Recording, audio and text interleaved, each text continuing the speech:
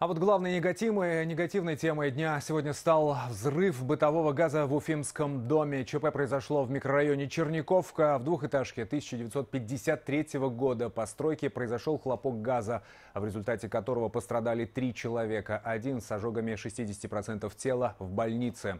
На данный момент основная часть жителей вернулась в свои квартиры, кроме первого подъезда. Его пока временно пришлось расселить. На месте дежурит полицейские, которые следят за сохранностью оставшихся вещей. Хроника ЧП, а также мнение жильцов о том, кто мог стать виновником, в материале Артура Шамсуддинова. Момент, запечатленный на этих кадрах, пострадавшая при взрыве может смело назвать своим вторым днем рождения. Спасатели извлекли женщину из-под обломков упавшей стены дома.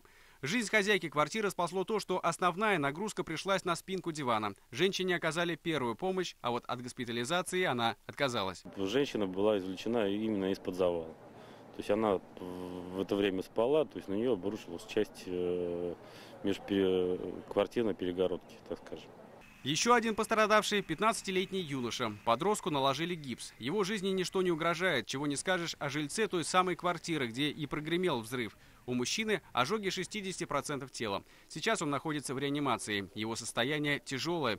Медики делают все возможное, чтобы спасти пациента. Проведен первый комплекс диагностики и проведена телемедицинская консультация с профильным МИЦ и главным комбустиологом Российской Федерации профессором Алексеевым.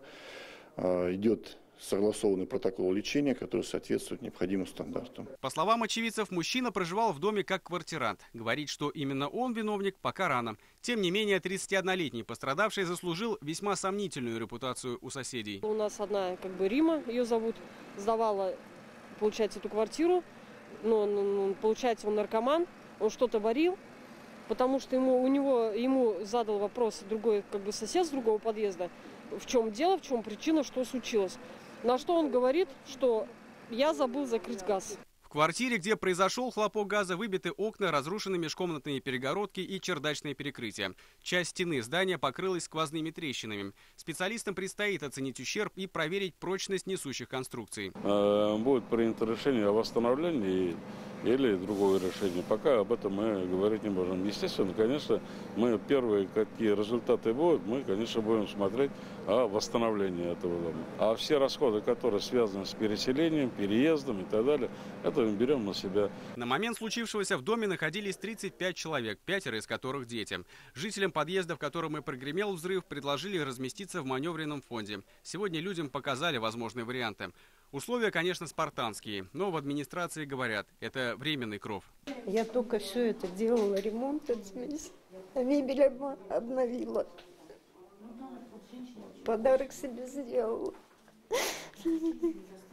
На месте происшествия создан оперативный штаб. Было привлечено 17 единиц техники и около 70 человек личного состава спасателей. Были задействованы и психологи. Причиной происшествия стал взрыв бытового газа. А вот что привело к этому взрыву, будь то неосторожное обращение, либо техническая неисправность, еще предстоит выяснить. На месте также работают сотрудники Следственного комитета, которые проводят свою доследственную проверку.